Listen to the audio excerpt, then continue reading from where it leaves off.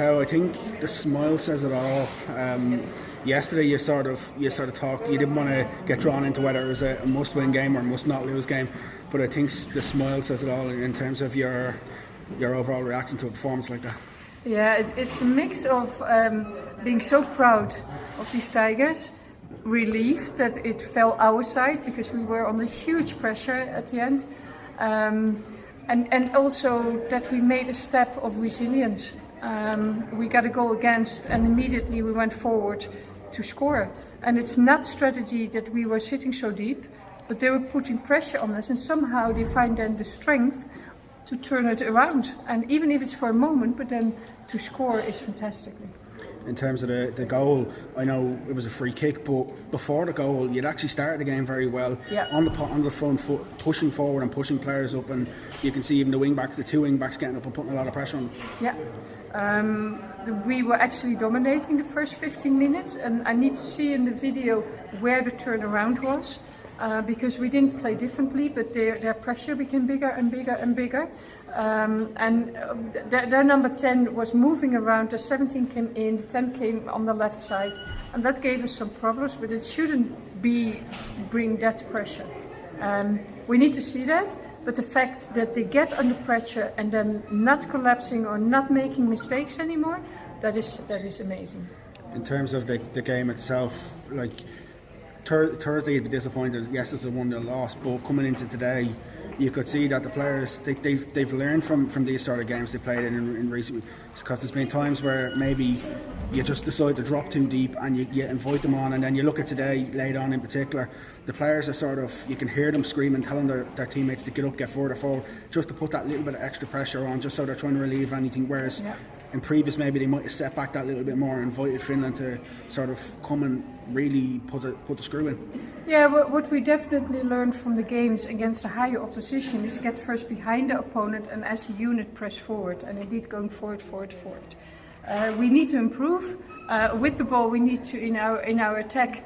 We need to keep the ball better under pressure, but that is the next step. In terms of performances, I know you probably won't want to single out individuals, but the likes of Denise O'Sullivan was superb tonight. Heather Payne was brilliant. A lot of good individual displays as well as a superb team display. Yeah, but don't forget that whole back line, under that pressure and staying on your feet and every time having the guts to go into the duel, because it's on the edge, and they hardly made any fouls. I don't know the stats, but I think Jamie, that was unfortunate, her yellow card. I don't think that was meant to be that bad for a yellow card, but we need to see. I need to see that on the video.